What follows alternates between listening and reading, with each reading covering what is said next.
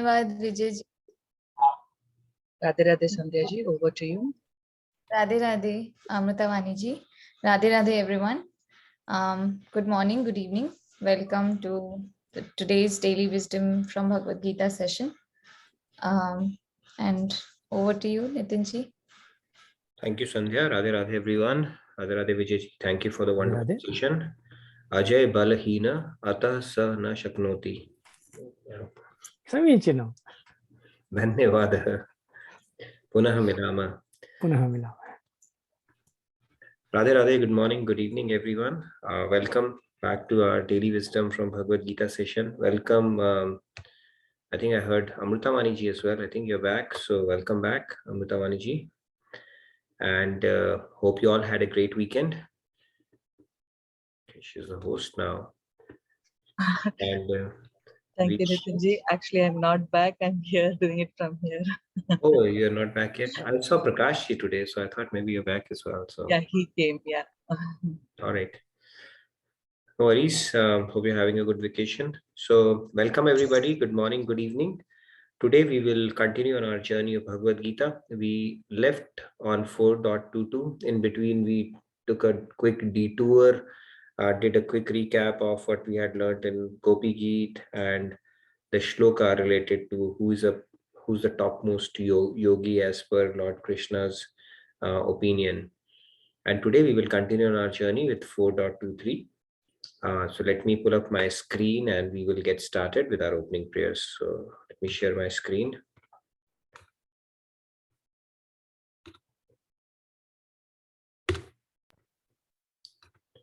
Audio is all right? Great. Yes.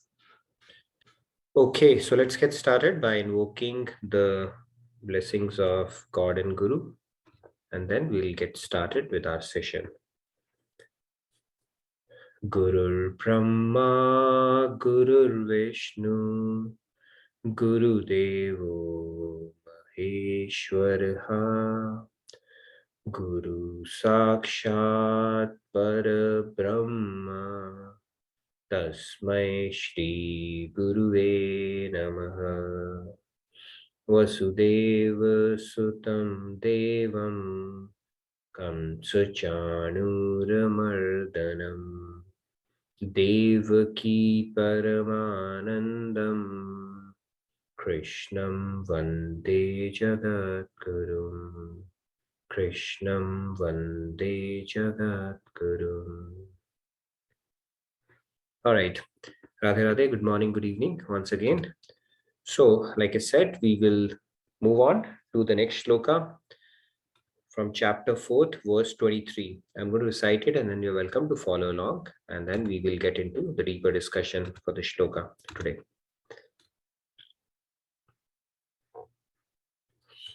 Gata sangasya muktasya jnanavasthita chetasaha yajnaya charata karma samagram praviliyate. All right. Do we have any volunteers? Yes. Surinder ji, Radhe Radhe. Radhe Surinder ji. Radhe Radhe Prabhu. Radhe. Gat Satngasya Muktasya Jnanavasthito Chaitasya Yagyaya Charata Karma Samagram Praviliyate. Radhe Radhe. Thank you, Radhe Radhe Surinder ji. All right, let's take a few more hands. Radhe Radhe Shyam ji. Radhe Radhe Radhe. Radhe Radhe. Gat sangasya muktasya jnanavasthati chetasaha yajnaya charatah karma samagram praviliyate. Radhe Radhe. Nice. Radhe Radhe. Thank you. Rupa ji, Radhe Radhe. Radhe Radhe Rupa ji. Radhe Radhe everyone. Gata sangasya muktasya jnanavasthita chetasaha yajnaya charatah karma Samagram praviliyate. Very nice, Rupaji. Radhe Radhe. Dinesh ji, Radhe Radhe. Radhe Dinesh ji. Radhe Radhe. Radhe Radhe. Gata sangasya muktasya nanavastita chetasaha yagnaya charata karma samagram praviliyate. Radhe Very Radhe. nice, Dinesh ji. Radhe Radhe.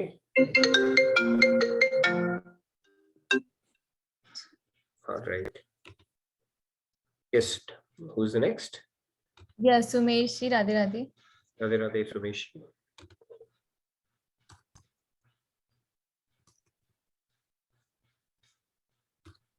Oops, Sumesh ji, Sumesh. yes, Yeah. now we are unmuted. Please go ahead. Radhe everyone. Radhe Radhe. Sangasya muktasya jnanavasthita chetasaha yajnaya charata karma samagram praviliyate. Very nice, Radhe Radhe. Sumesh ji. Radhe Radhe. Rahul ji, Radhe Radhe. Rahul, go ahead. Radhe Radhe. Gat sangasya muktasya ज्ञानावस्थित चेतसः यज्ञायाचरतः कर्म समग्रं प्रविलीयते. Nice, Rahul. Radhe Radhe. All right. Who's next? Me, can I? Yeah, please go ahead. Gata sangasya muktasya jnanavastita chetasaha yajnaya karma samagram praviliyate. Wonderful, Sandhya. I can see a couple of more hands. So let's take the last two hands and then we'll get started. Yeah, Riya ji, Radhe Radhe. Radhe Radhe, Riya ji. I'm unable to unmute her. Riya ji, you'll have to. Okay, you are unmuted now. Oh no, not yet. Okay. Radhe Radhe. It's Anita I ji, got Radhe Radhe. unmuted. Yeah. Radhe Radhe. Yeah. Radhe. Gata sangasya muktasya gnanavastita chetasaha yajnacharatah karma samagram praviliyate. Very nice. Thank you, Radhe Radhe. Radhe Radhe. Riya ji, there's some problem unmuting you. You may want to try it at your end. Ashutosh ji, please go ahead in the meantime. Yeah, Radhe Radhe, Ashutosh ji. Radhe Radhe. Gat sangasya muktasya jnanavastita chetasaha yagyaya charatah karma samagram praviliyate. Wonderful. All right, we'll take the last one, Lakshmi ji, and then we'll get started. Yeah, Radhe Radhe, Lakshmi ji. Radhe Radhe everyone. Gata sangasya muktasya jnanavastita chetasaha yajnana chakraratas karma somakram praviliyate. Thank you, Lakshmi ji. Very nice. Radhe Radhe. All right, Riya ji, you're finally able to unmute you. Please go ahead and then we'll get started. Radhe Radhe, Riya ji. Radhe Radhe. Gata sangasya muktasya jnanavastita chetasaha yajnaya charatah karma samagram praviliyate. Thank you very much, Riya ji. So let's get started on the shloka then. Gata sangasya, it means free from material attachments. Muktasya means of the liberated. Jnana vasthita, established in divine knowledge. Chetasa, whose intellect. Yajna, as sacrifice to God. Acharata, performing. Karma, action. Samagram, completely. Praviliyate, are freed. Short translation for this shloka goes like, they are released from the bondage of material attachments and their intellect is established in divine knowledge. Since they perform all actions as a sacrifice to God, they are freed from all karmic reactions. So let's get started. It'll take a bit of a context setting again because it's important to know the map, where we are, why we are here, right? And connect the dots that we have been discussing. So today we're going to tackle this question. What is the job description for humans on this earth? Okay, we'll take a closer look at it and have a bit of a discussion around it as well. So this is what we're going to target. Now let's get started on the shloka itself. This shloka, Lord Krishna is actually summarizing. So if you look at it, he's summarizing the conclusion of previous 5 verses in this one. Now, what are the previous 5 verses? We started with shloka 18. Sayukta Kritsna Karmakrit. He says, although performing all kind of actions, they are yogis and masters of their actions. Okay, that was the key thing in this particular shloka. Okay, we'll get into detail again, just so that you get the context and you're able to connect the dots. Then shloka 19, we say, Gyanagni Dagdha Karmanam, who have burned the reactions of work in the fire of divine knowledge. Then what happens? Naiva kinchit karoti sahi, saying despite engaging in activities, they do not do anything at all. 21st, they say that Kurvan Napnoti Kilvisham de Inkarnosin. And 22, leading up to the shloka, it says they are not bound by their action. Kritvapi nane badhyate. So let's do a quick recap just so that we are able to connect the dots for today's shloka. So 418, concept of akaram in action was introduced, right? If you remember it, then you would say that how can I not desire for self? So concept of akaram in action was, if you look at it, go back. In basically, you don't desire for yourself. You are doing it for the service of God. You're not desiring for yourself. That bhog mindset is something that we do away with. Even in things they say, right? The material things are out there. Are we doing upyog or upbhog?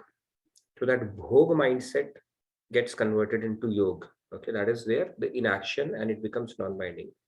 How can I not desire for self? That is tackled, that question is tackled in 4.19, where you purify the intention in the fire of knowledge.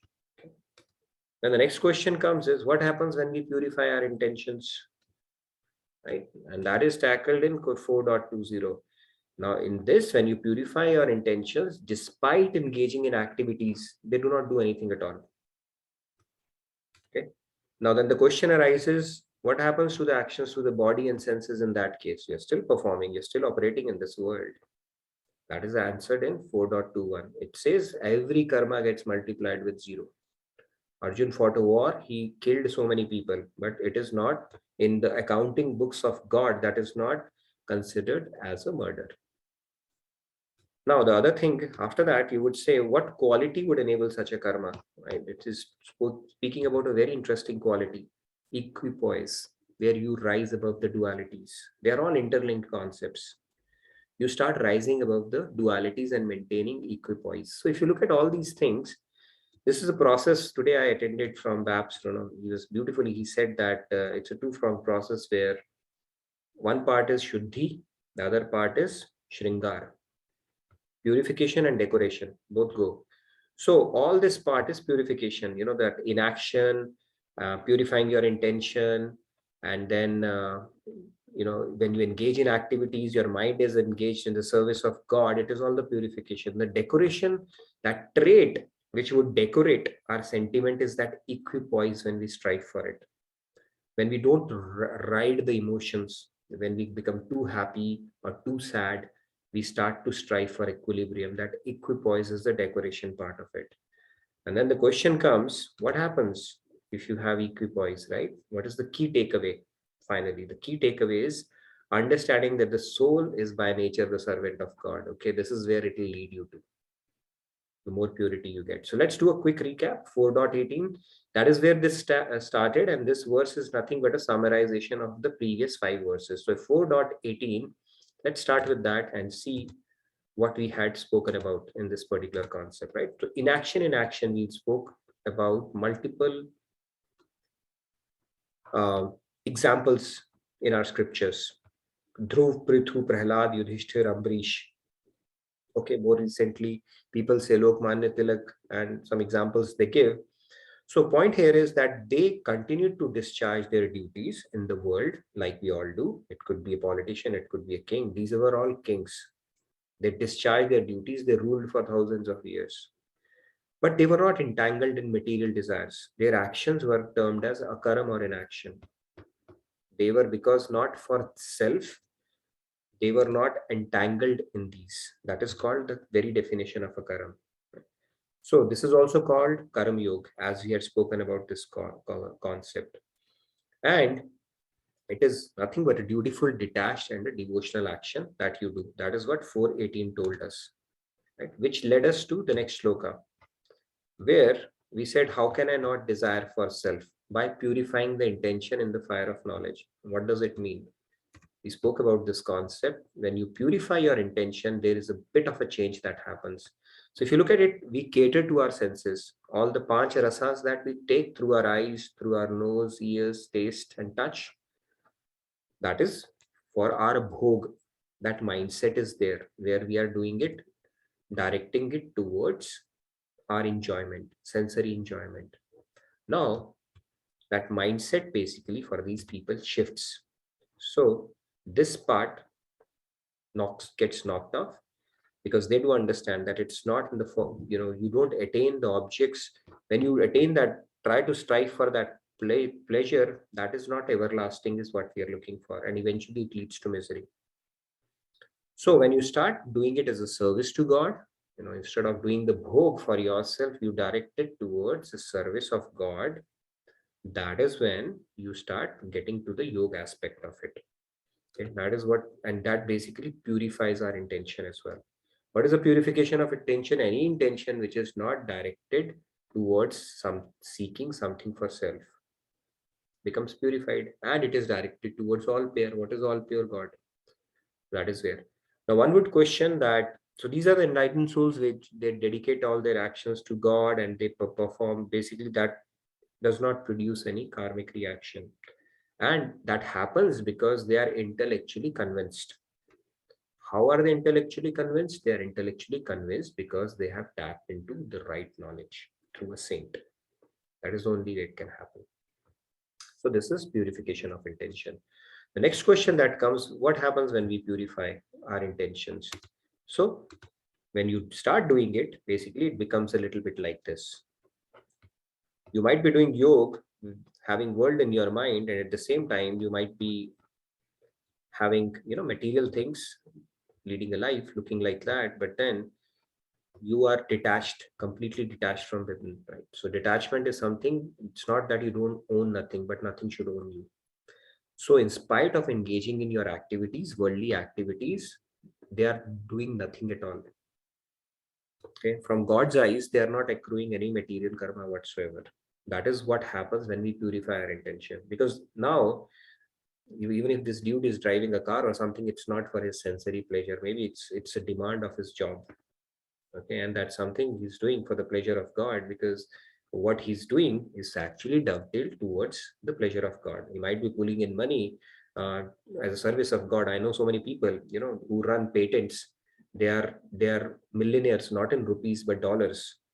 They lead a very simple life, but when they go out to their conferences, obviously they have to be suited, booted, and go out in their cars and stuff like that, and they earn more so that they can give more.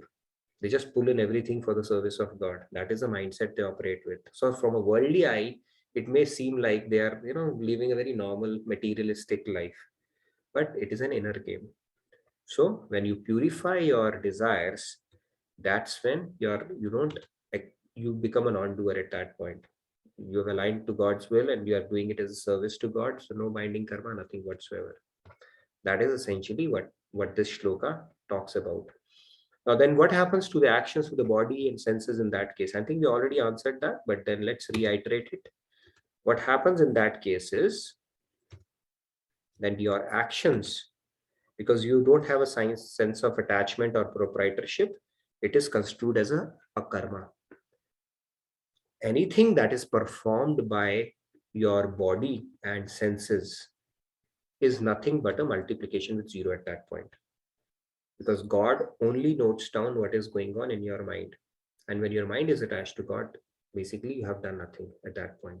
No karma. It basically is termed as a karma, multiplication with zero.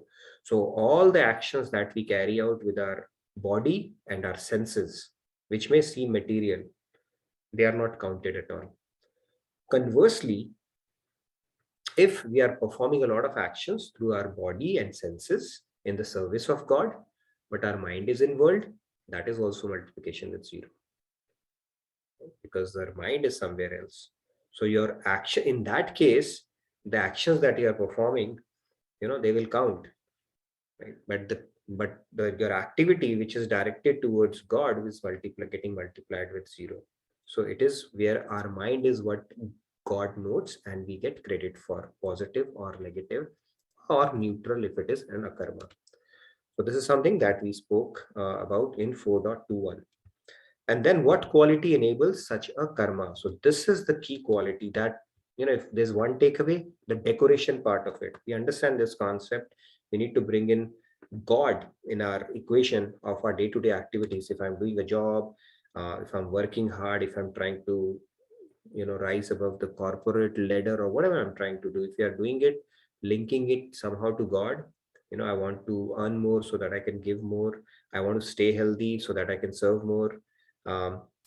Everything can be actually channelized towards service of I want to, I'm a good singer. I would like to, offer my skills for the service of God.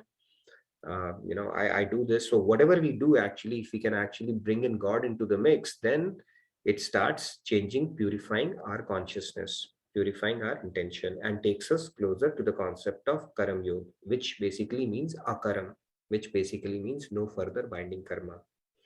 However, one quality that regardless we should really strive for is this. This is decoration, right? Shuddhikaran and Shringar. The purification and the decoration both have to go. So this is one attribute, quality that would take us places if we really start striving for it and pray to God that give me strength so that I can sail through both. It's easy for us when we have success, when we taste success, or when we are happy. It's difficult for us when we face reversals, when something does not go as per our plans. And that is what God is talking about, rising above dualities and maintaining equipoise. Okay, we spoke about this principle. Let's do a quick recap. So this is the principle where God is saying that these dualities are a part and parcel of life: happiness, distress, victory, defeat, fame, or infame. They would happen. Nobody is immune to those. We cannot say that we can only go for the left hand side things, happiness only, victory only, fame only, success only. No, it will be a mixed bag based on our prarabdha, kriyamana, a lot of other factors. He says if you can maintain equipoise, then you are doing a non-binding karma there. But if you're not equipoised, you're choosing to ride these emotions either way, then you are doing a binding karma, because you are getting into the territory of bhog now. Okay, I did that and I am enjoying it, kind of a deal. Now, one would say it would make life very dull and uninteresting if we start doing that, right? What is the point of living if we can't even enjoy and celebrate these things? But our scriptures tell us when you forfeit that, what you get in return is much higher. I don't know, we'll have to experience it probably. They say what you experience is much higher. So when you give something, obviously you get something in return. God is not miserly, and he doesn't need anything from us. All he's giving us tips and tricks on how to get something better. So of course he's not miserly. It's not like, okay, I deserve this success which I got, hard-earned success. Why can't I even enjoy it, or have a sense of accomplishment about myself? Fine, you went into the bhog aspect of it. He said that if you do that, then when you are unsuccessful, you will feel the other emotion as well. And if you can offer it to God and simply say, okay, thank you for giving me this opportunity and enabling me. I know, okay, I'll just accept this as your prasad. And even if things don't go well, you say, okay, I'll accept it as your prasad as well. Then what we get in return is probably much higher. That's what God is saying. So if we have to decorate our sentiment in our day-to-day lives, equipoise is a quality that will take us places. Lord Krishna has been talking about this, right? This concept of Shitoshna, when who can take winter and summer alike, happiness and misery alike. That that principle that we spoke about, let's quickly recap that, because that puts that is an easy visual to remember this concept. So we spoke about equipoise, and in this case, if you look at rising above dualities and maintaining equipoise, the next one is this one. If you look at the pendulum principle, again, the same thing. The amplitude should decrease over time. And in that case, we just get a better, and see, there are two things that will happen. One is it will purify us, because we are moving away from bhog. When we enjoy, we think ourselves as a doer. That's why we are enjoying, right? That is one part of it. And the second is it brings in prasad buddhi, which takes us closer to the surrender principle as well. It will bring us prasad buddhi, that we understand the bigger picture around it, that it's not our efforts alone. It's a culmination of a lot of factors. And then end of the day, God is that who's dispensing that to us. So when we start building that consciousness, it takes us closer to surrender, purifies our mind, and brings in that stability that is needed for us more in the times of failure. So that equipoise is something Lord Krishna is really focusing upon. And when we do that, then it actually is a boot camp, or tills the ground for doing devotion. Actually, this is not a prerequisite, I should say, but it lays a fertile ground for devotion when we start practicing these principles. Why is reiterating all these things? Because in order to do bhakti, we need to have this kind of a heart, this kind of a temperament, and this kind of a value system, where we are really focused on maintaining an equipoise, having a prasada buddhi, and understanding the bigger principle around it. Because if we keep on getting swinging like this, when things don't go well, and when things go well, then that cycle will continue, and it will not make a fertile ground for devotion. Right? We will keep on begging God for, okay, Bhagwan, aapki kripa bani rahe, sab theek thak chalta rahe, and that thing will keep on getting embedded in our head. It becomes a part of our DNA, right? And when things are not going well, we have silent complaints going on in our head. Oh, only if, only if, only if. So he's saying, if you maintain equipoise, you'll understand that. We don't complain when the sun sets, do we? Do we say, oh, the sun has set now? We don't. We simply accept it as part of our life. And similarly, when things are not favorable, which is anyway going to happen, there is no household, no person, no entity which is immune from that. Right? Buddha was asked once, I think, that to bring somebody to life. He said, I'll do that, but I have a condition. You get a mustard seed from a house where nobody has passed away. They were not able to get it. So that is the fact of life.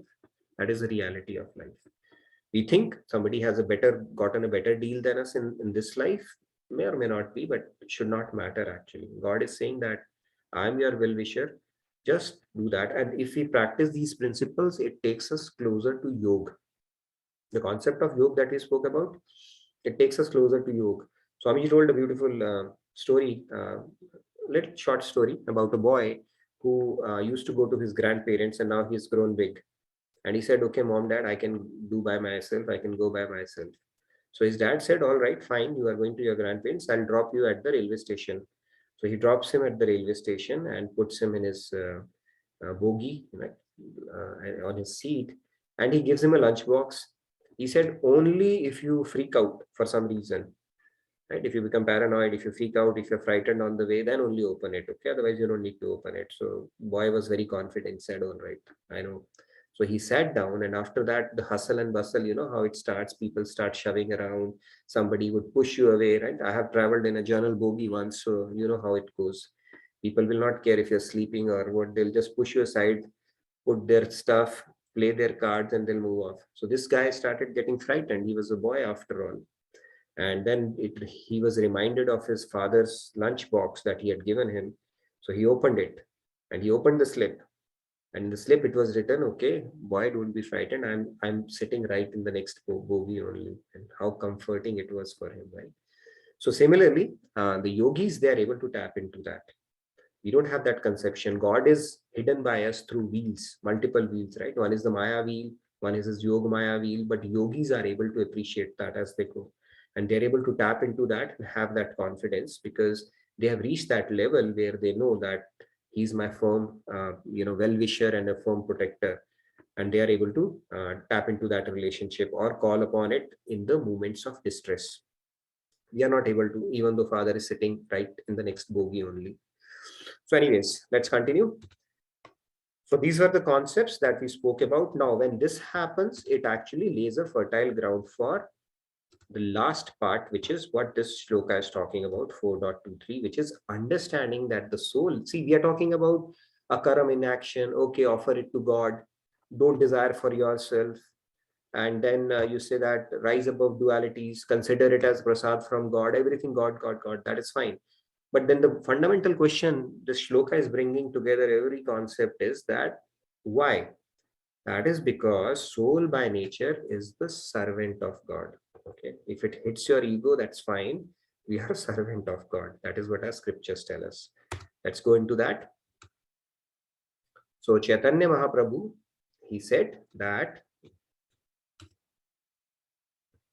if you look at Chaitanya Charitamrita, he in that it's very clearly said that Jiver Swarup hai Krishner Nityadas. The soul is by nature the eternal servant of God.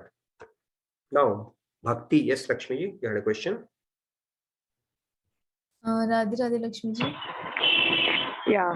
So in all our actions, is there any difference of selfishness, like swat towards ourselves, swat towards, doing work for general work for the people?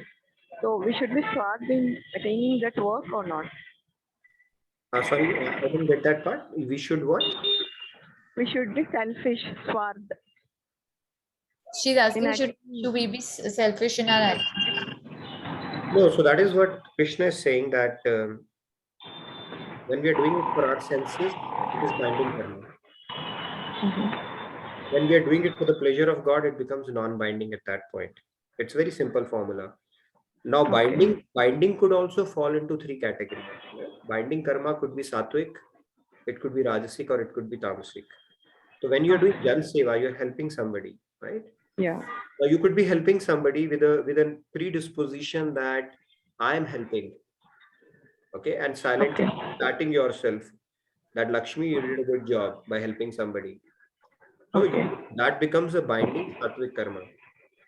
But if you help somebody and you say, thank you God for making me an instrument and giving me this ability to help somebody, then you are doing a gunapit or a shuddha sattva karma, and it is non-binding. For example, yes, I met a beggar last week who was asking money from me. So I said I denied.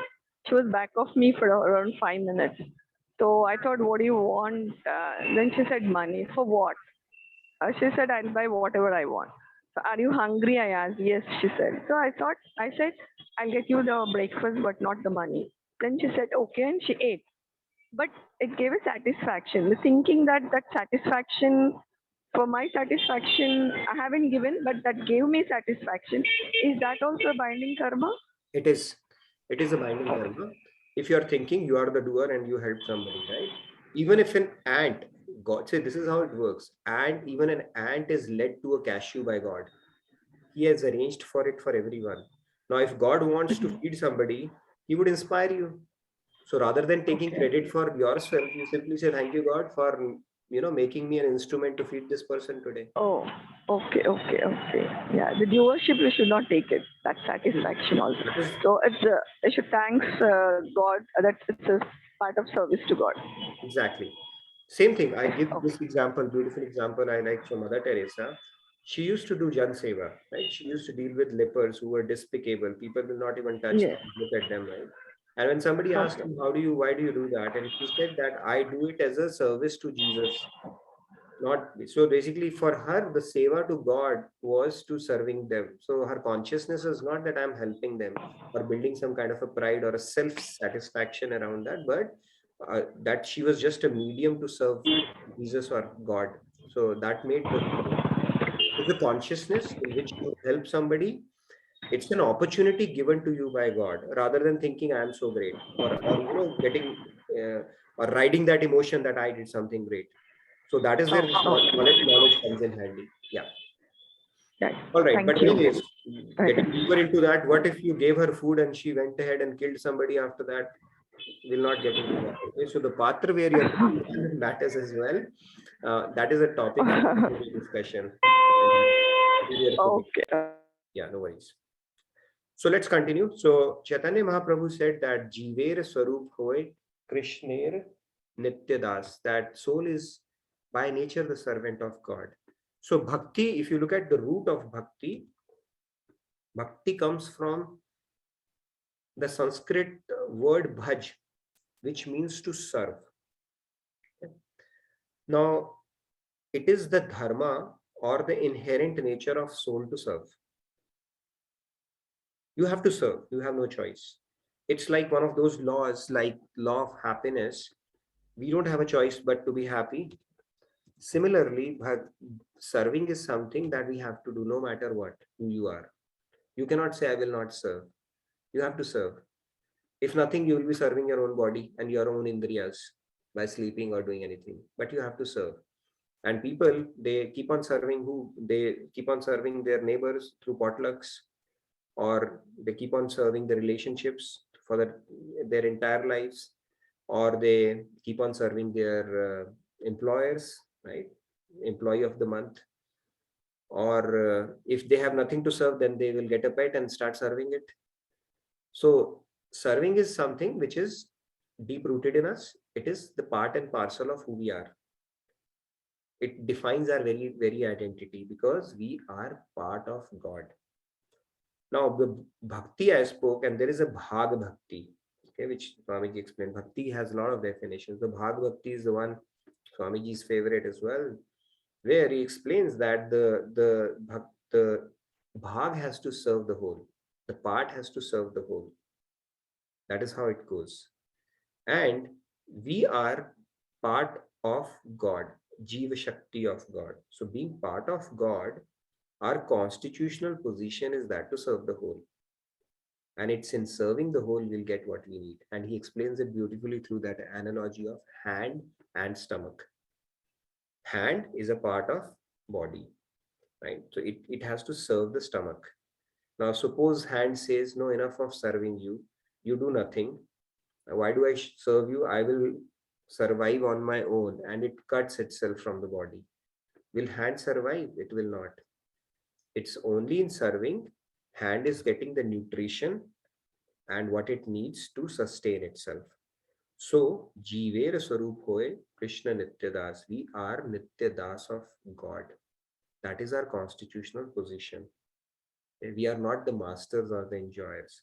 So, in hierarchy, the constitutional position is that of a servant. But God is not like a typical master who will exploit you. God is a master who is saying, although your constitutional position is that of being my part or as a servant, but I will give you all that a master has. So it's not that kind of a relationship as you see in the world, where master always enjoys that supremacy over the servant. Here God is saying, I'm willing to give you whatever I have. Okay, that kind of a relationship we have. So that is there. Now, if going by this and what we have learned so far, now let's get into a bit of a discussion here. I'm posing a few questions here after the slide. Now, dedication of all one's actions to God results from understanding that the soul. So this understanding, when we have equipoise, when we have practiced the principles that Lord Krishna is talking about, starting from 4.18, right? This, because this is a summary of all those shlokas, this understanding will deepen that we are the eternal servitor of God. Right now, we think we are the bhogars, enjoyers here. That is causing all the problems. So this conception will get deepened. And when we start offering our actions to God, then this sinful reactions of the world, or the binding karma, we will be absolved from. It's a formula for that, to do away with the binding karma that we keep on accruing as part of our, living itself. So that means, now let's get into what is the job description for us actually. If you look at it as humans, God has given us this deha, this kaya, and a human birth. What is the agenda of human life? Okay, so I'm posing a few questions. Let's look at it. Understand the true self. Can we say we don't need to do that and we can just spend our life thinking whatever we want to think of ourselves? So we are a soul or a body? I think anybody who thinks we are not a soul here, you can raise your hand and we can have a good discussion around it. Okay, nobody does. That's good. The second part is understand our relationship with God. Okay, this is also an important question to tackle. Are we God ourselves or we are part of God, right? Otherwise, Nitya Das concept will go for a toss again. Okay, there's no concept of Nitya Das or Bhag Bhakti if we think we are God ourselves. So it's important to tackle that question as well. And then serve God with loving devotion. Okay. And what is the technology to enable it? And realize your true potential, which is basically claim our true inheritance. So this is basically our job description.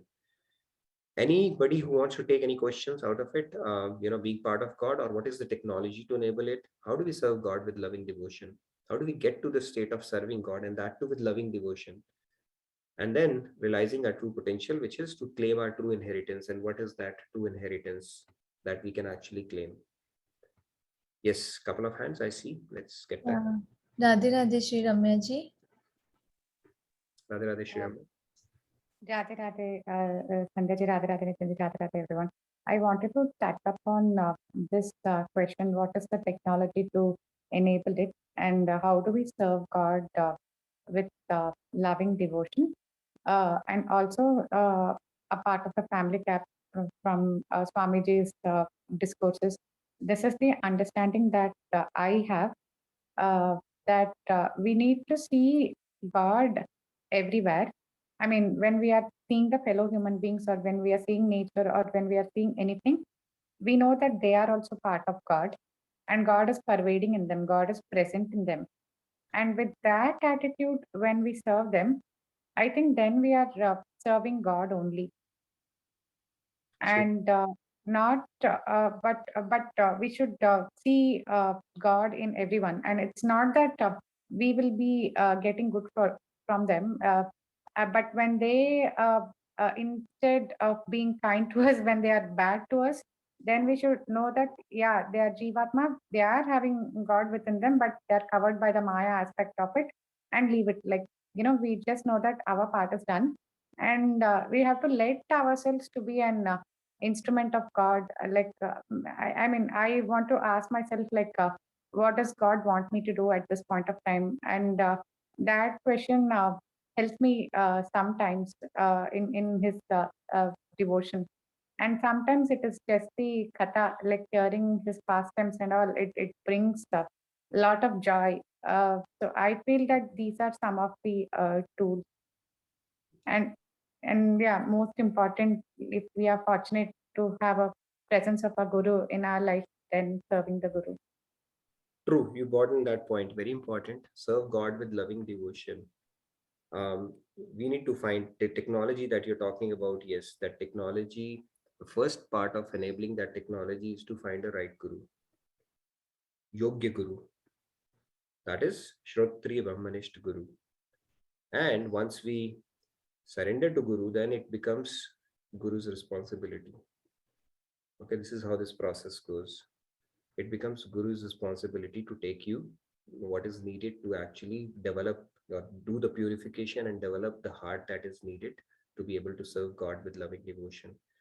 But the only thing is, as a human, obviously, once we become a human, see, there are different stations of our life. It can happen, right? Based, like Arjun has asked, if somebody has not completed their journey as a yogi, what happens to that soul? And Lord Krishna explains that, yes, if they have not completed their journey, multiple options are happen. We don't have the algorithm for that. One could be that, that resolve was not firm, that there is no happiness in this world. They thought, no, I did not enjoy, but only if I had the life, there in Denmark. And Denmark person would have thought only if I had life in US. And US person was thinking only if I had life in celestial abode, and celestial abode person was thinking maybe in Brahmalok.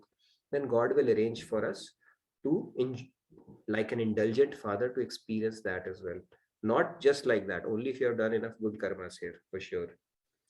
But if you have developed enough dispassion towards the world, dispassion means vairagya. It's a great quality actually. Vairagya is needed. In spiritual path, vairagya is an absolute must-have. That detachment, or dispassion, or with conviction that this thing is not going to give me lasting happiness. Because without vairagya, nobody can operate. even in material world, for us to operate effectively, we need a certain level of vairagya, right? A cricketer cannot perform if at the back of his mind all of his family troubles are playing in his mind. Tendulkar, just after losing his father, he went on to gain the World Cup and scored a century. Virat Kohli, he lost his father, but he completed that match. That means they need to have that detachment, that vairagya at that point in time to be able to operate effectively. And in bhakti, if we have not have that vairagya or dispassion towards the world, that there is no true happiness here, we cannot proceed. It is actually needed. That detachment is that understanding, all right, I am in this station of life where I have to deal with people and this is there, have some duties and all that is good. But you have to keep on repeatedly telling our intellect and contemplate upon this fact that nobody has an ability to give us happiness that we are looking for. It's like a beggar asking another beggar for money. That dispassion is needed. And if we have developed enough dispassion, then God arranges for a birth in a family where we are able to continue that journey early on. Right? They get some very conducive environment, favorable breeze blowing in their direction right from the word go. And if that happens, and you meet a guru also, and you become Sharanagat to Guru, we are going to come across that shloka for 4.34. Tadvidhi pranipaten pariprashnen sevaya. And you start rendering service to him. Just follow his instructions. Then it becomes his problem. It's not your problem anymore. That's all you need to do. So as a human, there's obviously nothing to do other than doing your antakaran shuddhi. If you find a guru, just work under his instruction and rest all will fall in place. There's absolutely nothing. Rest all is self-created agendas. We have created agendas. I need to do this. I need to have that. It's actually not adding much value. I know our mind is conditioned. It will take some doing to do that, especially if we are in household life and stuff like that. But then people have developed dispassion. If I look at Swamiji and even today I met a saintly personality, these people are in a bliss, in a different state altogether. And I think it would have taken them multiple lifetimes to develop that kind of a dispassion where they just know what they need to do with absolute clarity. They're doing it. And they're tapping into something much higher. Right? We think they are Vairagis. We think, wow, what a sannyasi Vairagi you are. And if you ask them honestly, they won't say that, but they will be thinking we are the biggest Vairagis. Why? Because we have embraced distress, misery, unhappiness, and temporary agitation of our mind as opposed to what they have good. So we are actually more bigger renunciates than them. We have discarded God, we have discarded the lasting happiness, we have rejected the peace of mind, and we have embraced the material world as if one day we will extract happiness out of it. So we are bigger renunciates than them. So agenda of life is only, our job description is, okay, once you become a human, seek answers to the questions that really add value.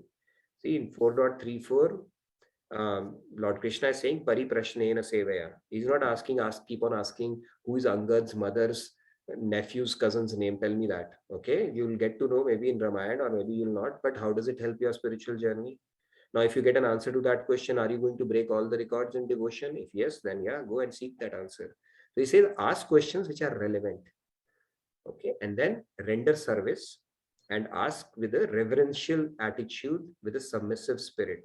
And once you render service to a Shrotriya Brahmanishta Yogya Guru, that's all. Nothing else is needed. And that is why we are given a human birth actually. Rest all is, I don't know where we get hung up, why we get hung up. Those cobwebs have to be cleared. And that is what scriptures are telling us. And we need to devise a game plan to clear those cobwebs. So that is essentially what it is. Yes, I can see one hat. Let's continue. There's also a beautiful comment. So Shefali says that people say while looking at their spouses or boyfriend, girlfriend, that you are my soulmate, but our true soulmate is God. Very true. True soulmate is God. That is very true. Saath jiyenge, saath marenge, saath, right? That all is, nobody accompanies that. This is just a farce. Okay.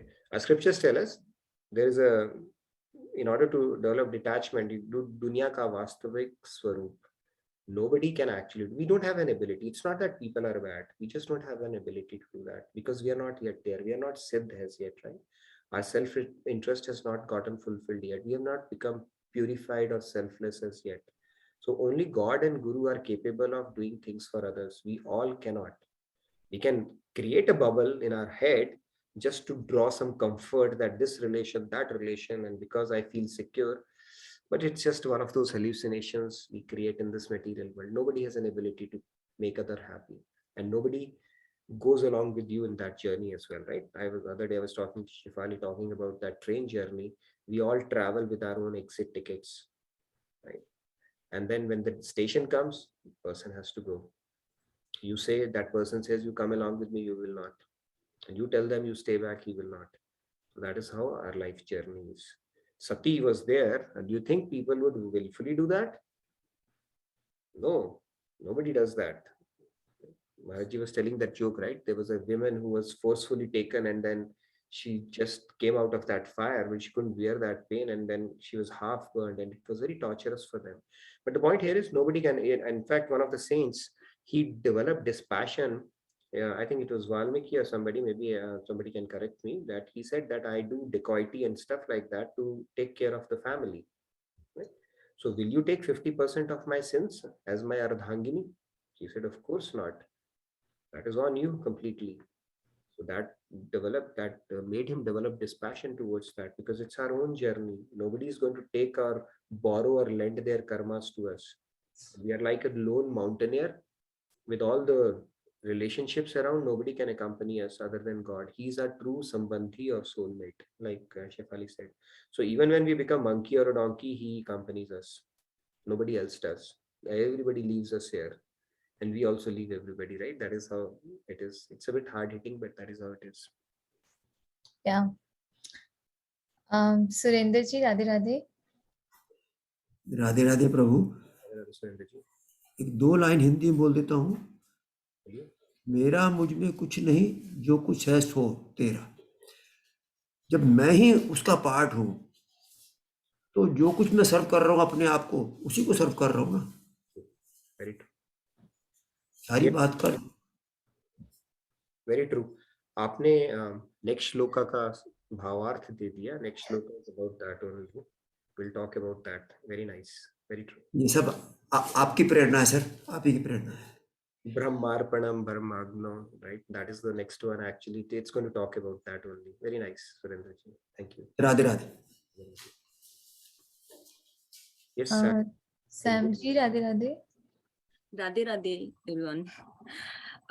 So just wanted to tell that we can only start doing loving service to God only when we form a strong connection with him. We really have to understand that nothing in this world is mine. Only Krishna is mine. And we have to get this sink in within us, and that will enable us to serve him lovingly even in adverse situations, like Swamiji explained in Gopi Geet. And that could be even personal or through worldly situations. Very true. And that contemplation can deepen only through a lot of contemplation and meditation. Sadhana. Yeah. Through Yes. sadhana only it will deepen, because we have to do a very deep contemplation around it. Our heart is like a cold wax. You have to melt it, and then the other color will start getting in it. So in order to melt it, you have to do that, sadhana and meditation. Because when your heart will start melting, then Shamarang, once it starts coming, right, then that feeling will start deepening. See, we are more in love with the roles and the relationship tags that those roles come along with, because of our repeated lifetimes. Mummy, daddy, kid, wife, all that stuff. And those posts keep changing. But our mind is so habituated because we derive security from them and emotional, right, from them. That is great. That is good, actually. That is fine. As long as we look at it with perspective, with a sense of duty, and with an understanding that God has given us, He has given us a privilege to be alongside these souls so that we can help each other, as opposed to getting so hung up and attached in those relationships that it becomes counterproductive for our spiritual growth and makes us a pendulum go from this side to that side. So that is the whole idea. Right? We spoke about this concept. We don't need too many people. We always end up finding those couple of people that will make us repeat in this world. Right? It could be that boyfriend that ditched us. It could be, the kid that we were so attached to. It could be a grandkid. It could be anybody, or it could be that person we felt so frustrated about. So could be anybody. That one or two people will make us repeat in this world, and we always end up finding those two people invariably in every lifetime after lifetime. And that is what we need to get over. Rag Dvesh, we need to rise above that. And detachment, the Viragya part, Viragya is something that is very, very, very, very important. Lord Krishna is going to talk about it in chapter 6 as well. When Arjun asks him about Chanchalam Himana Krishna, he says Viragya, the detached Viragya and practice. Abhyasena tu kante vairagyena ch grihate. Practice and detachment. So without detachment, we cannot budge actually from the position that we are. Vairagya is needed for us to progress. And Vairagya doesn't mean you become boring in life. No, Vairagya means you've actually understood that this thing is not going to give me happiness. And you can smile at it. Okay, not that you become, okay, now where to find. It's like you just understand it and still operate effectively. That is what true detachment is. Not Falgu Vairagya where you're forcing yourself. Because it's just like a spring, recoil. Right? You compress the spring, it will come back. Maybe with a redoubled intensity. So that Vairagya is with knowledge, and that is where that shloka came in. Jnanagni dagdha karmani. With the fire of knowledge, you can burn it. The knowledge is needed.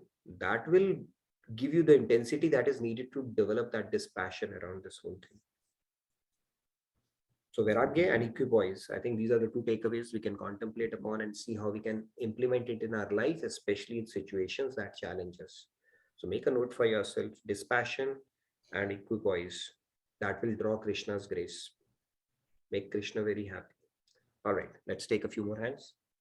Yeah, a beautiful analogy of cold wax melting by sadhana so that you can add the other color. There is a comment by Smitaji: serve God by doing your prescribed duties sincerely, morally, with sense of gratitude. Yeah, very true. And Ashutosh ji comes up with a bhajan. तू ही मेरा मेरे नंद नंदन, मैं भी तेरा मेरे नंद नंदन. Yeah, very nice. I am also yours and you alone are mine. Very true. Yeah. Rahul ji, attendance tracker in the meantime, and I think there's some announcements you want to make. I think there's a parenting session starting from 16th, I believe. And any other announcements on there before we take some more questions and hands? Yeah, so I've actually posted all the links. Mainly it's Swamiji's tours in the United States. So there's Bay Area inauguration going on from July 4th to 11th. And of course, that fundraiser is also ongoing. So people can look into the link and contribute in whatever possible ways. And then live transformation sessions and retreats coming up in different parts. So yes, those were the announcements, and feedback tracker also I have posted. Great. All right. Okay. Rahul ji, yeah. I see a couple of hands. Yeah, Radhe Radhe Rahul ji. Radhe Radhe. That is why Maharaj ji also says that संसार में व्यवहार करो पात्र के अनुसार, लेकिन प्यार सिर्फ गुरु और भगवान से. And I was listening to that JK Yog app. The bhajan is Sumiran Kadlo Mana Chin Chin Radha Ramana. And that Chin Chin is super important. So I think, yeah. Radha Ram, yeah, true. That's true. I mean, this is the deeper concept for sure, but we need to get the practice going around it, whatever it takes. It will take a bit of a practice because our mind will rebel. It's not used to it. It will say no, but when I see, relations around me, how can I develop this passion that they cannot? Our mind will not cooperate, even though intuitively it knows they don't have the ability to give you. So we have to deepen our meditation contemplation around this concept for sure. And once Shyamarang starts coming in, right, then he will take control. But we have to get to that state of melting that wax so that we make place for the color to come in, Yes, Swati ji. Yeah, Radhe Radhe Swati ji. Yeah, Radhe Radhe. In the session, the Swamiji said that only doing sadhana is like a selfish. You're doing for your self-satisfaction. instead of that, if you start doing seva, that will be more purifying your heart. So just sitting inside and doing only sadhana will not help. Seva is the more important, and that will take you faster to the God realization, and to the help others by helping the knowledge. That is the another part of seva. If you give somebody some food, after 4 hours he will be again hungry. So how many times you are going to provide the food for that person?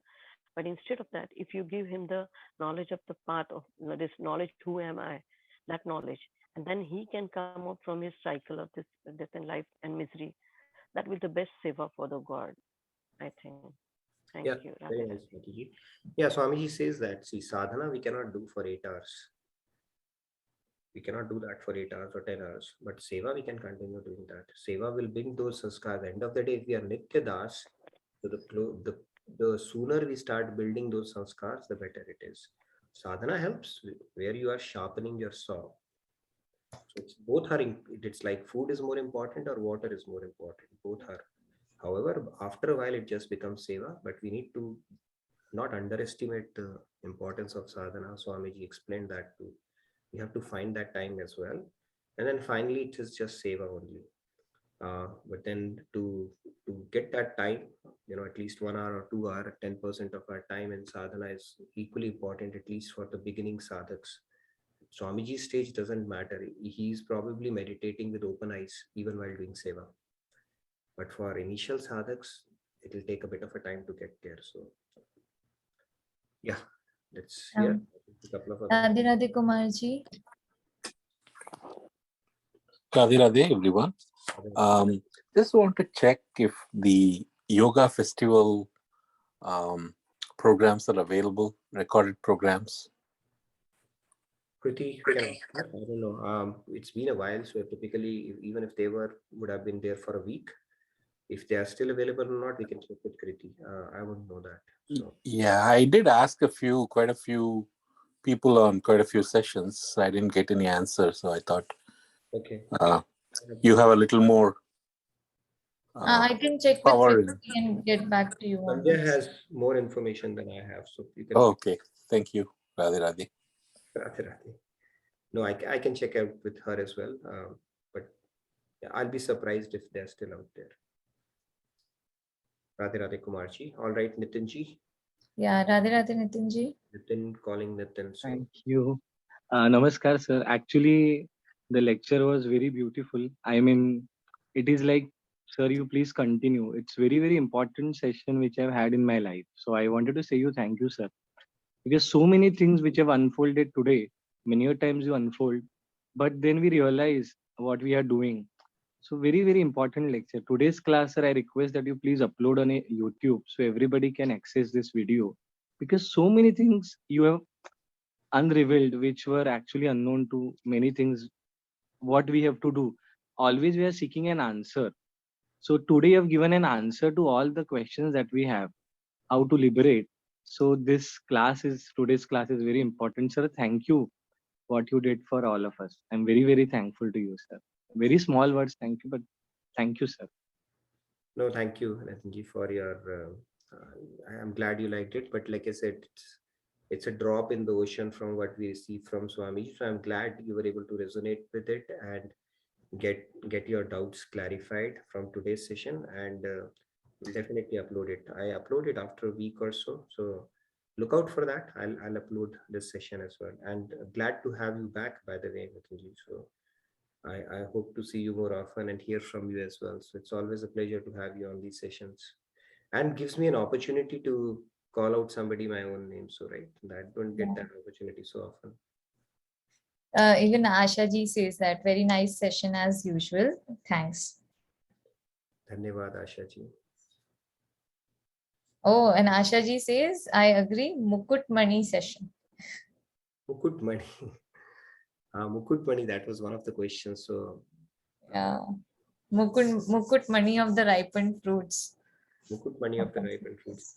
Yeah, all the shlokas are like I said, Lord Krishna has not wasted any words in Bhagavad Gita, right? But then there comes along a shloka which gives us an opportunity to summarize stuff and go a little deeper. Right? It happens with Guru's inspiration or something falls in place. But I'm sure we'll have more of such discussions, and there's so many concepts are out there which we can go on and speaking for, for weeks. So, and it's always satisfying when something comes out, that manthan or churning happens, and it brings out so many things in one session. It is always very satisfying for sure. Yes, Himlata ji. Radhe Radhe Himlata ji. Radhe Radhe, can you hear me? Yes. Okay. I have a question, Nitinji. This is regarding the seva that we do to God. We always say that anything we do should be like a seva to God. But in the desire, so for example, we are liking something like a nice perfume or a nice food or anything like that. In that case, do we still relate that to God? I mean, they're material desires, right? So in that case, how exactly do we go ahead with the dispassion way, or we should say whatever I experience, the bliss I experience is given to God? No, it's, I mean, we don't have to do an over analysis with so many things, right? If like, okay, I'm enjoying this dessert or prasad of God, am I doing it for my senses? Am I doing it for the pleasure of God? I mean, we don't have to take it so far. Obviously, if you don't enjoy food, how will we satiate, even the needs of our body in that sense? But yeah, we are partaking as a prasad of God, so we can enjoy it. But if you're not, it's again the yukta viharasya, they say, right? You don't take it to the other extreme where you make enjoying food as a focal point of your life. That's all God is telling us about. But that doesn't mean that we have to really worry about, hey, am I enjoying the prasad or enjoying some good dessert that is made there, and am I doing it for my senses now? That is taking it a little too far. I think we asked that to Swamiji and started laughing about it. But I think as we progress on this path, it will give us more clarity around that as well. But for now, I think it is a perfect emotion to have. In fact, it is said in one of the stages of bhakti, you don't even discriminate between the taste of food as long as it is nutritious. That is the stage those people reach, right? Durvasa example we had seen, he was a saint.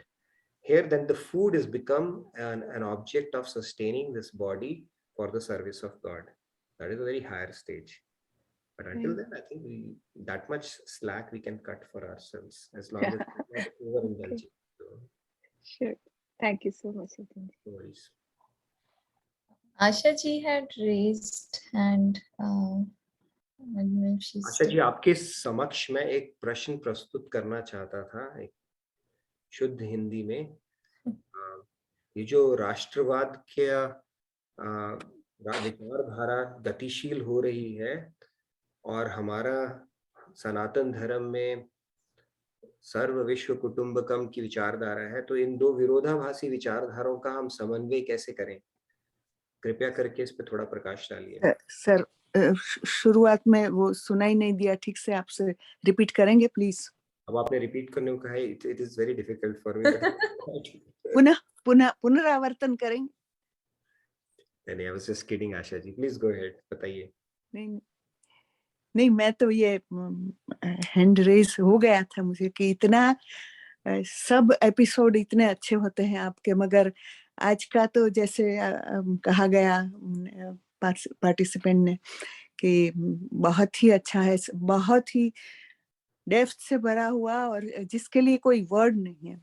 मेरे मन में भी एहसास हुआ।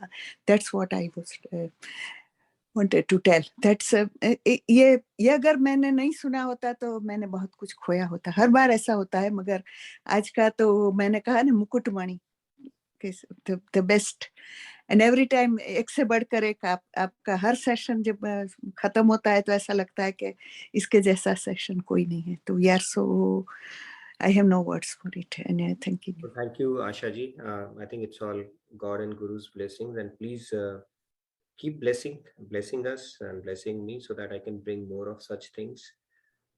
Sometimes it just happens, you get a lot of information and inspiration, so everything.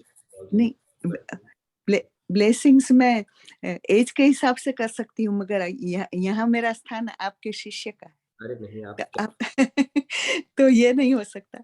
मेरी दुआएं और शुभकामनाएं हमेशा है, और ब्लेसिंग्स तो है ही। धन्यवाद। मैं बस यही रिएटरेट करना चाहता हूँ कि मेरा जो स्थान है बहुत एक सिंपल मैसेंजर का है इस पूरे कॉन्टेक्स्ट में। नहीं स्वामी जी का ज्ञान है ये सारा महाराज जी का, और मैं तो एक मीडियम और फैसिलिटेटर हूँ यहाँ पे। नहीं, मैं ये वो शास्त्र के सिद्धांत की बात कर रही हूँ कि किसी से भी अब आपको अगर सीखना है तो शिष्य भाव से सीखे, तभी वो आपके वो सार्थक होता है। तो जस्ट आई मीन इट। कोई दृष्टांत भी है कि जो राजा था या किसी के पास बैठ समांतर बैठकर वो सीखना चाहता था, तब वो उसे किसी ने कहा कि आप गुरु के नीचे बैठकर सीखिए, तभी आपको विद्या प्राप्त करने का अधिकार मिलता है सच्चे। तो really I mean it from the depth of my heart, Nitin ji, everybody. ये आपके बहुत ही अच्छे भाव हैं इसको, तो उस लिहाज से I'll accept it, but I know in heart of heart I'm just relating that. But मैं अभी ये बता रहा हूँ, we have such a wonderful group, क्योंकि हमारा the kind of synergy that we get in this discussions, right, that brings out the best in every sense. So it just falls in place. God और Guru की grace है. Sometimes what happens is they have a specific thing. They know who's the audience, who's coming, and what they need. So they will put those kind of things, in the presentation or in my head or in my words, that it just falls in place. So it has happened multiple times, and I hope it continues. And I'm happy to play that medium, from that sense. धन्यवाद। बिल्कुल ही एक divine परिवार जैसा हो गया है, जो अपने पद से भरा है और एक अलग ही वो आह्लाद बोलते हैं जिसे हिंदी में ब्लिस के लिए, तो वो डिवाइन आह्लाद की अनुभूति होती है। थैंक यू फॉर आपने प्रेम पूर्वक अपने विचारों की अभिव्यक्ति की, बहुत अच्छी। आप ऐसे बोलते हैं ना तो बहुत अच्छा लगता है हिंदी में। मैं भी अपनी हिंदी थैंक यू को सर। थोड़ा शुद्ध करने का प्रयास कर रहा हूँ, भूल चुका था, मुझे वापस आ रही है धीरे धीरे हिंदी, तो अच्छा लगता है। अच्छा, ये भी एक सेवा हुई मेरी अनजाने में, डूअरशिप के बिना, गॉड के इंस्ट्रूमेंट से। ऐसा नहीं है आपसे मैं सीख रही, मजाक। धन्यवाद। Thank you so much. Thank you so much. Okay, couple of other hands I see. Let's quickly. And few more comments if I could quickly take them. So Surendra ji says 6 in 1 class today. And Lakshmi ji also says very nice session. Ashutosh ji says messenger of God. Yeah. So we can take up Nitin ji. How I wish, Ashutosh ji, how I wish. All right, but thank you for your best wishes though. Yes, Nitin ji. Nitin calling Nitin again, so I guess. Nitin ji calling Nitin ji. Radhe Radhe. Thank you. No, I just wanted to agree. मैं second करना चाहूंगा आशा madam को। Sir मैं एक अच्छी बात कहता हूँ सर, सबको नॉलेज तो होता है, बट एक होता है कि आप उसको प्रॉपर वे से कहो। आपके जो शब्द होते हैं ना वो अच्छे से समझ में आते हैं, यानी उसमें फटाफट नहीं होते। यही मैं कहना चाह रहा था कि नॉलेज इज विद एवरीबॉडी, सबके ऊपर गुरु कृपा है या सब कुछ है, बट सर आप जिस भाव से कहते हैं ना और वो स्लो वे से कहते हैं ना, वो ऐसे में नहीं कह सकता कि दिल को, अभी वो मुझे नहीं पता दिल कहाँ होता है, छू जाते हैं, बट सर वो एकदम समझ में आते हैं कि आप क्या, और वो फोकस नहीं हिलता है। तो ये मुझे आपसे कहना है कि सर आपकी वाणी बहुत शुद्ध है, मे बी आपके ऊपर बहुत ज्यादा ही गुरु कृपा है। और सही में कि जैसे मैडम ने कहा कि आज भी मैं मिस करता तो मुझे लगता आज मैं बहुत कुछ गवाता। तो ये मेरा भी भाग्य है, शायद भगवान ने ही लिखा है, भगवान श्री कृष्ण जी ने, कि मैं आज ये लेक्चर सुना, क्योंकि मैंने कहा ना, मैं बैठे बैठे मुझे कुछ पूछने की जरूरत नहीं, सब कुछ तो आपने बता ही दिया, क्या करना चाहिए क्या करना नहीं चाहिए। सो आई एम स्पीचलेस कि ये बहुत, इसके लिए मैंने सर आपको रिक्वेस्ट किया कि आप जरूर, ये बहुत महत्वपूर्ण लेक्चर है, भाषा आपकी इतनी सरल है, किसी को भी समझ में आएगी। और मेरे पास शब्द नहीं, I can't express it. When Asha madam was speaking, I was literally smiling, and I am like, she is speaking what I wanted to tell you. I was speaking to myself rather. These are the real things. And I'm extremely thankful, sir. And please keep doing all this for the whole society, what you're doing. And Guru always bless you. Thank you, sir, for your kind words and everything that you do. Sorry I came again, but I couldn't stop myself. Thank you, sir. धन्यवाद, thank you. मेरे को ये मेरा सौभाग्य है कि ये मौका मिला है, और I am Swami ji will be very happy to see कि जो काम उन्होंने दिया है वो अच्छे से हो रहा है, and I pray कि it continues, क्योंकि कोई गारंटी नहीं है, राइट, हर बार ऐसा हो। तो आई जस्ट प्रे कि जो भी अच्छा हो रहा है, जिससे भी इंस्पिरेशन मिलती है या ऐसी चीज़ें आती हैं जो कि हेल्प करती हैं, वो कंटिन्यू रहे, क्योंकि you cannot take anything for granted. That's what I remind myself every day, right? That I told you that about that story of even Lata Mangeshkar. Every time she would step in, and that same thing that comes to my mind, okay, it's happening, but I still have to do hard work. और किस दिन होगा, किसी दिन नहीं होगा, तो कुछ ऐसा हो कि जो कोई आ रहा है उनको कुछ benefit, they walk away with something good. That is the whole idea. And if it is happening, that means Guru Kripa is happening. That is how I see that. Because end of the day, they only are doing it. If you ask me honestly, I don't have the ability. If you meet me in person, I will not be able to talk much. Trust me. Okay, little bit, 50% of it, 20% of it. मुझे पता है कि knowledge or inspiration, where is it? It's coming from, and I experience that every day. So the fact that you're telling it, obviously, it gives me a lot more assurance कि जो कर रहे हैं ठीक चल रहे हैं, and I just pray it continues. So you too pray the same, and that way we all can continue to benefit from it. So thank you so much again for that. Yeah, a lot of appreciation and blessings coming your way.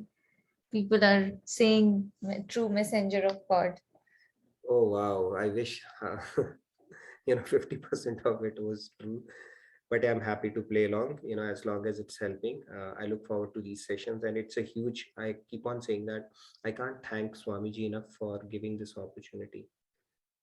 Very few people get that, and it's very blissful, right? And it's one of those sevas that is is very precious, and we want to make the most of it, all of us. In fact, we have a wonderful group, we are learning together, and so many of you have come forward and helping me as well, right?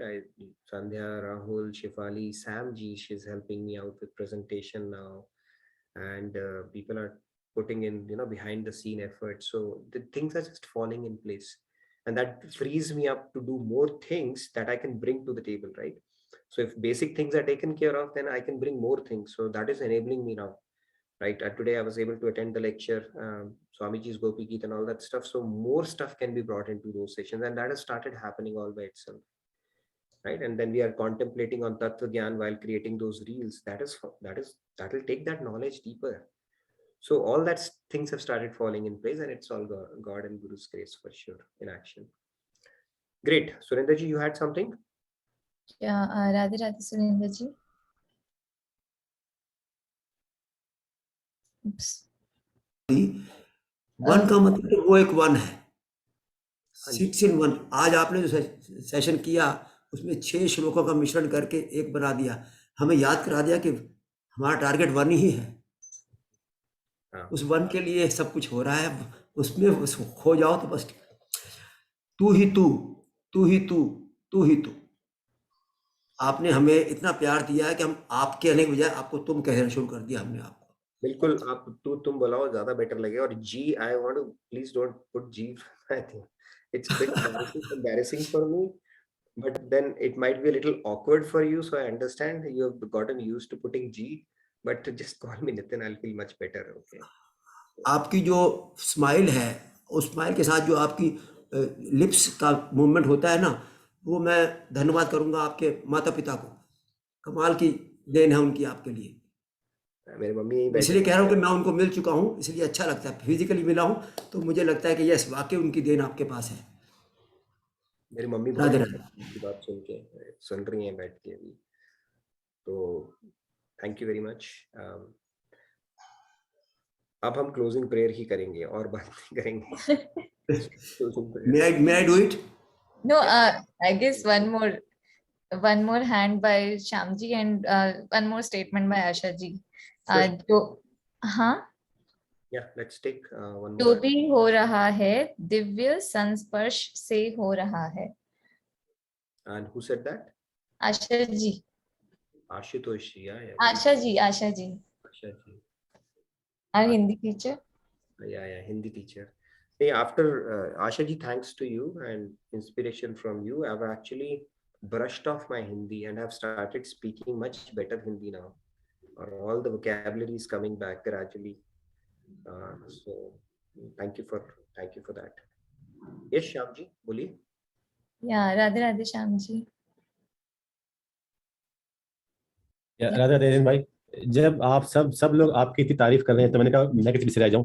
आपकी वजह से ही मैं ये कहना चाह रहा हूँ कि मैं इतना प्रयास करता हूँ कि मैं आज तक आप सब साथ हूँ।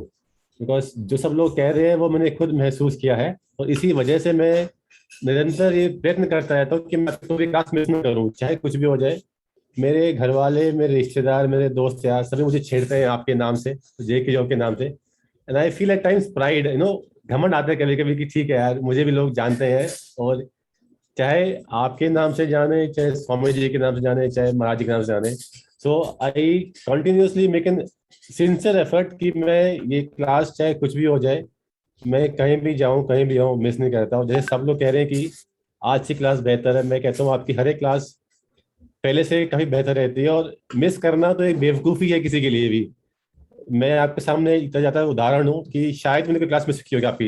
आई एम श्योर तुम्हारा यू ऑल्सो नो दिस कि आई seldomly miss your class, and I make sure my camera is always on so that I can see you, can see me. I know you see me, and I know I see you.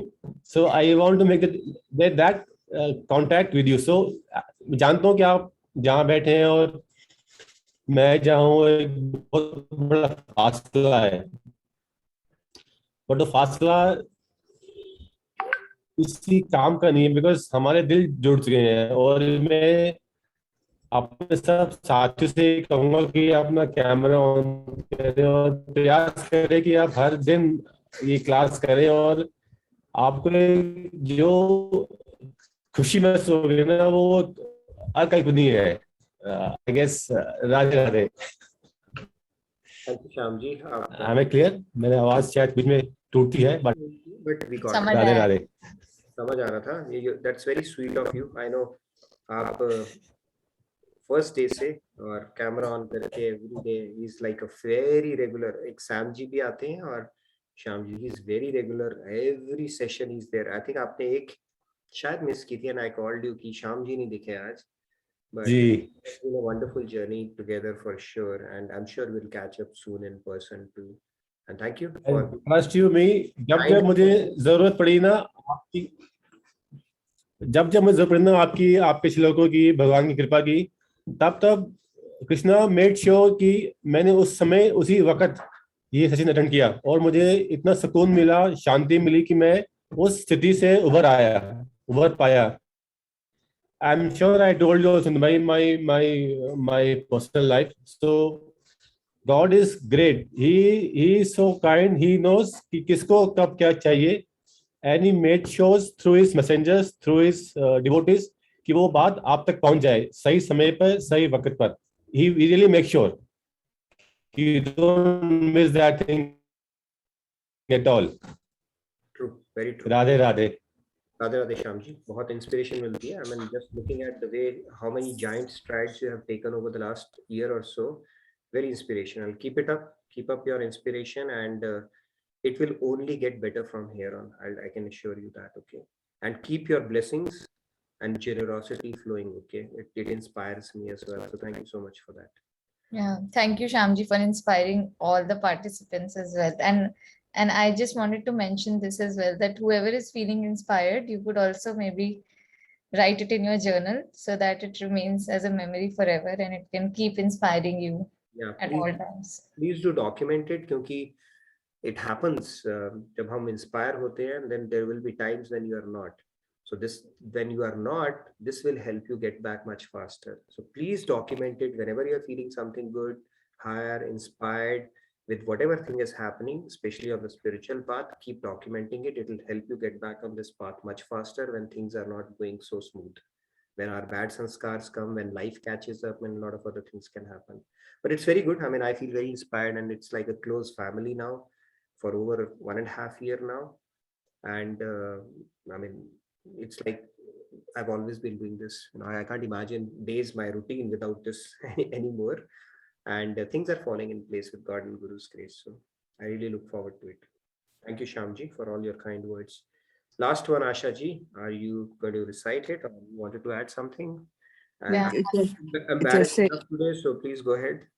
बहुत ही जल्दी कहूंगी मैं जैसे श्याम जी ने कहा कि मैंने पहले यही लिखा था कि एक से बढ़कर एक आपके सेशन होते हैं, यही श्रेष्ठ है, वो मुकुटमणि इसलिए कहा। और दूसरी बात, जैसे सुरेंद्र जी ने कहा, जब वो आपके माता पिता से मिलने जा रहे थे, तब मैं उनको कहना चाहती थी कि हमारी ओर से भी आपके माता पिता को बहुत सादर प्रणाम कहें कि आपने ऐसे नितिन जी को हमारे लिए यहाँ भेजा है।